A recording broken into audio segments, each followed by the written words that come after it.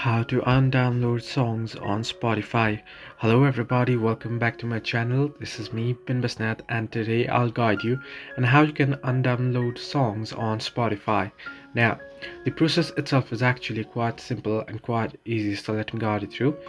In order to undownload or remove a song from download on Spotify, all you have to do is you'll have to open up the Spotify app, right? Then you want to head into the particular library where you have downloaded the song on. Now, once you are on that library, now if you open up a particular library there, now just open a particular library here, an album or a library, sorry, and there if you have any songs downloaded here, you'll find the download icon here that will be on green. Now you can see here shuffle is green, right? You'll find this download icon here green as well, so you just have to tap on it and then it'll ask you to undownload the song, and you can simply tap on undownload and all songs in the album will be undownloaded. Similarly, if you want to undownload all the songs that you have, you can simply head into your profile at the top left corner and then tap on settings and privacy.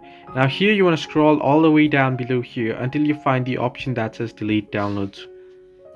As you can see here at the very bottom here, you can see remove all downloads option. You can tap on it and then you can tap on remove and all the downloads will be removed. So this way you can undownload songs on Spotify.